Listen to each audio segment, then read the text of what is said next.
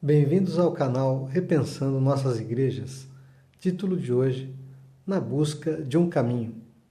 Muitas pessoas vivem um niilismo existencial, com a percepção de que nesta terra há apenas a constatação de que somos imperfeitos, de que cada ser humano tem um potencial maligno e que vai morrer. Diante do exposto, podemos refletir sobre algumas opções de caminhos para lidar com este problema. Opção: acreditar que Deus não existe. Se você acredita que Deus não existe e a morte é o fim absoluto, a ciência está aí para ajudá-lo a entender uma pequena migalha do universo da matéria e da energia. Esta é uma aposta ousada, pois se Deus existir, quem continuar neste caminho só vai perceber que estava errado depois que morrer. Opção: acreditar que Deus existe e que nós podemos fazer alguma coisa. Se acreditarmos que Deus existe, talvez possamos fazer alguma coisa para compensar o que fazemos de mal ou para remover o mal da essência do nosso ser. Para obtermos iluminação e perdão, será que podemos seguir alguma religião com suas estruturas e normas? Talvez possamos construir templos para que Deus atue de forma sobrenatural, mas Deus não está nos templos que construímos, conforme Atos 20, versos de 24 a 25. O Deus que fez o mundo e tudo o que nele há, sendo Ele Senhor do céu e da terra, não habita em templos feitos por mãos de homens, nem tampouco é servido por mãos humanas, como se necessitasse de alguma coisa, pois Ele mesmo é quem dá a todos a vida, a respiração e todas as coisas. E ainda, 1 Coríntios 6, 19. Será que vocês não sabem que o corpo de vocês é o templo do Espírito Santo que vive em vocês e lhes foi dado por Deus? Vocês não pertencem a vocês mesmos, mas a Deus. Talvez possamos estabelecer sacerdotes que sejam nossos mediadores?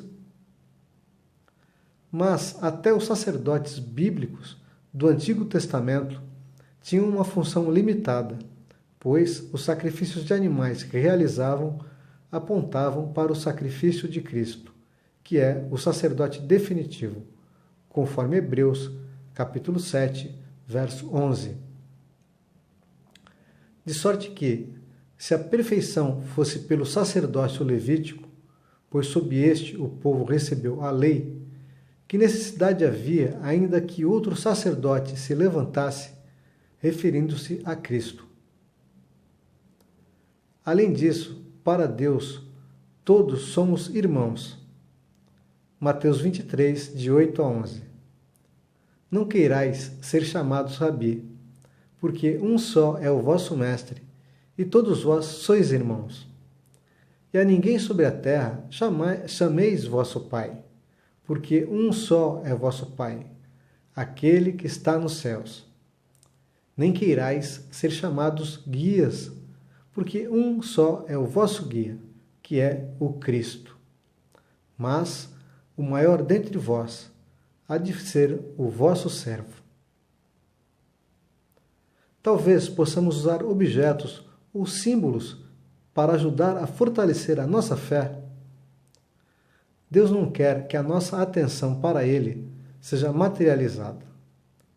Êxodo 20, verso 4, está escrito: Não farás para ti imagem esculpida, nem figura alguma do que há em cima no céu, nem embaixo na terra, nem nas águas debaixo da terra.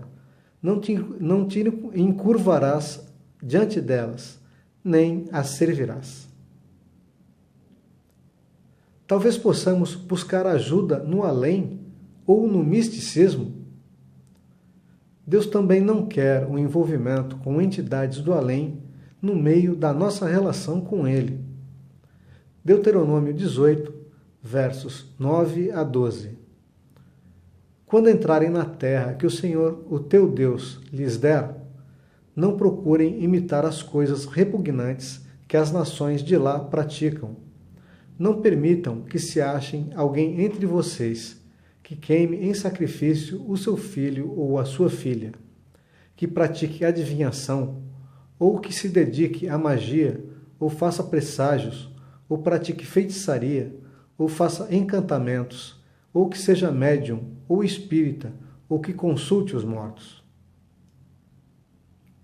O Senhor tem repugnância por quem pratica essas coisas, e é por causa dessas abominações que o Senhor, o seu Deus, vai expulsar aquelas nações da presença de vocês. Talvez possamos compensar o pecado de vidas passadas nesta vida, ou desta vida em vidas futuras, mas a Bíblia diz claramente, em Hebreus 9, 27, aos homens está ordenado morrerem uma só vez, vindo depois disto o juízo. Talvez possamos criar um Deus ou um intermediário, mas Deus, na Bíblia, se revelou por meio de um conceito simples, sem explicação. Deus é. Êxodo 3, versos 13 e 14. Disse Moisés a Deus: Eis que quando eu for aos filhos de Israel, e lhes disser: O Deus de vossos pais me enviou a vós, e eles me perguntarem: Qual é o seu nome? Que lhes direi? Respondeu Deus a Moisés: Eu sou o que sou. Disse mais: Assim dirás aos filhos de Israel: Eu sou, me enviou a vós. Talvez possamos acreditar que Deus é uma força impessoal que sustenta o universo, mas a Bíblia afirma que o próprio Deus esteve aqui, como um de nós, na pessoa de Jesus de Nazaré. Em João capítulo 1, versos 1, 10 e 14, referindo-se a Jesus. No princípio era o Verbo, e o Verbo estava com Deus, e o Verbo era Deus. O Verbo estava no mundo, o mundo foi criado por intermédio dele, e o Verbo se fez carne e habitou entre nós, cheio de graça e de verdade, e vimos a sua glória, glória como do unigênito do Pai. Talvez existam ou existiram pessoas muito especiais, santas ou iluminadas, que possam ser nossos intermediários, mas Deus não quer qualquer intermediário no meio da nossa relação com Ele. Jesus Cristo é o único intermediário digno, e só Ele é citado na Bíblia como nosso intercessor.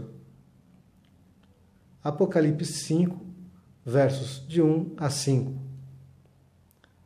Então vi na mão direita daquele que estava assentado no trono um livro em forma de rolo, escrito de ambos os lados e selado com 7 selos. Vi um anjo poderoso proclamando em alta voz: Quem é digno de romper os selos e de abrir o livro?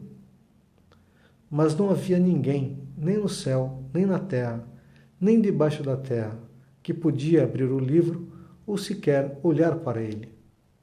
Eu chorava muito, porque não se encontrou ninguém que fosse digno de abrir o livro e de olhar para ele.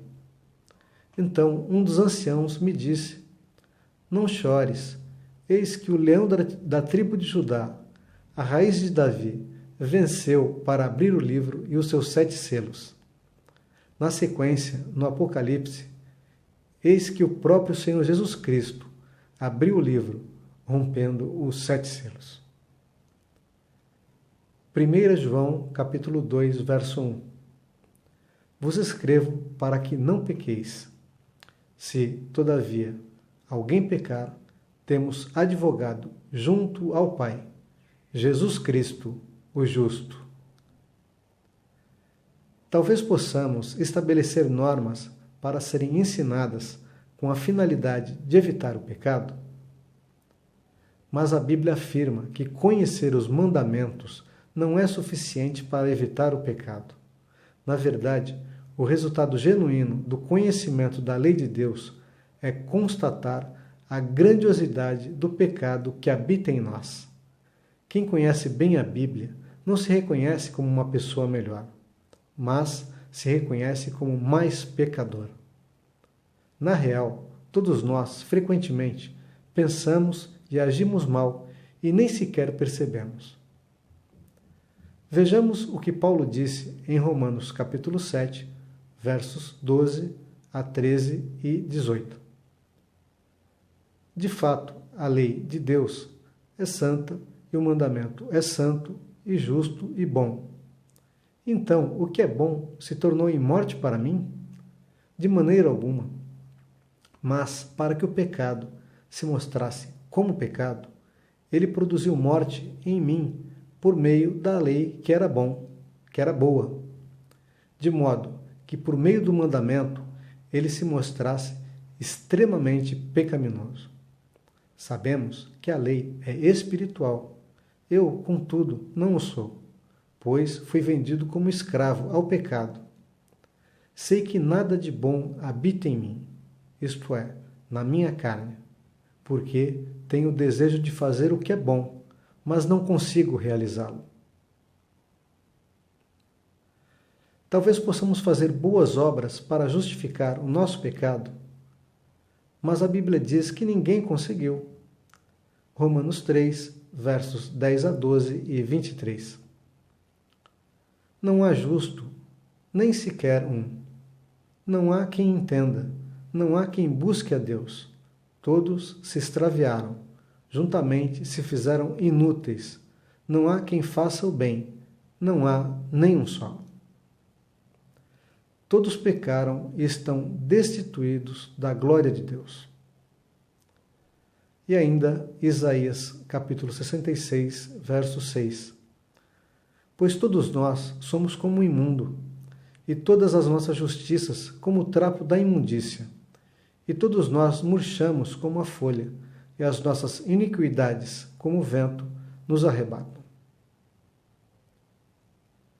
Até aqui, as duas opções que verificamos parecem limitadas. O ser humano não pode fazer muita coisa. Ainda continuamos no impasse. É impossível evitar completamente o pecado, de tal modo que todos somos pecadores e deveremos encarar a morte. Mas ainda há outra opção, revelada na Bíblia Sagrada. Assista ao vídeo intitulado Simples e Impossível, neste canal. Vamos refletir sobre o caminho bíblico para lidar com o pecado e com a morte. Um abraço a todos e até a próxima, se Deus nos permitir.